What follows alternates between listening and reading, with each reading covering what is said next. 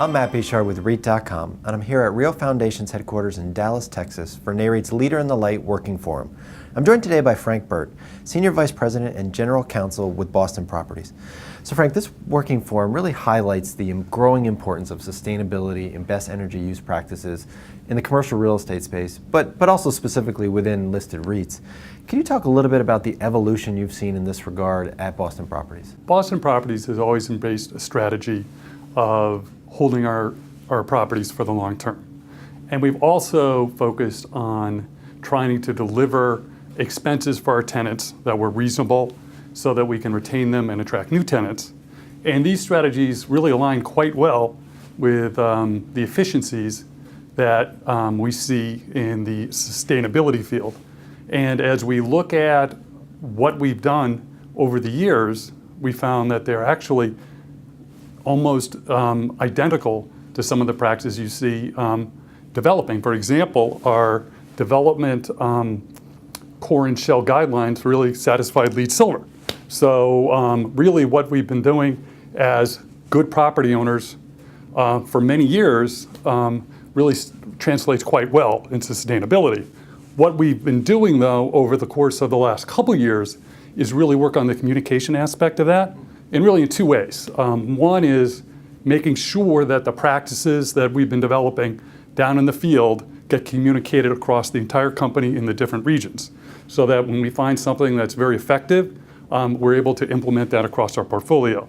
The second is to take all those measures that we're using across the portfolio and trying to communicate them to our investors, to our tenants, so they know what we're doing. And what impact have either state or federal incentives in this regard played in terms of getting companies to kind of ramp up their efforts? And are there any states that are more appealing? We've seen at the federal level the GSA requirements for sustainable space. They're our number one tenant, so obviously that's very attractive to us to try to respond to that. When you go down to the state level and to the local level, there have been some utility programs that have been very effective for us to try to achieve some efficiencies. But also you see in states such as Massachusetts and California, there are building code changes that have been revised that really encouraged us to move towards some additional sustainability practices.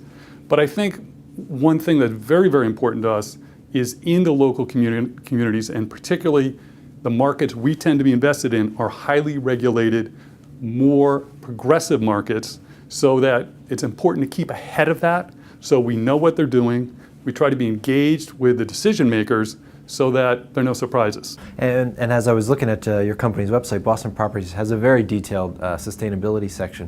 Do you think more companies will start to become more transparent in terms of what they're doing? For us, the sustainability website really was a growth out of conversations that we had with the investment community over the last 3 or 4 years, where they came to us and said, geez, what are you guys doing? Can you articulate this? And we, as I mentioned before, we pulled together the information and we put it out there, and there's really been tremendous positive benefit for us in being able to communicate that to a larger audience, and I just think other companies could benefit from that as well, and I think you'll see that in the future. And the level of detail and the prominence on your site that this is given really kind of speaks to the company's attitude and belief in this area. I mean, how important is that to making these initiatives successful? It's hard work to get down to that level of detail. One thing that was very important to us was to be able to get data which is reliable and accurate, and you really have to start down at the building level to build that up.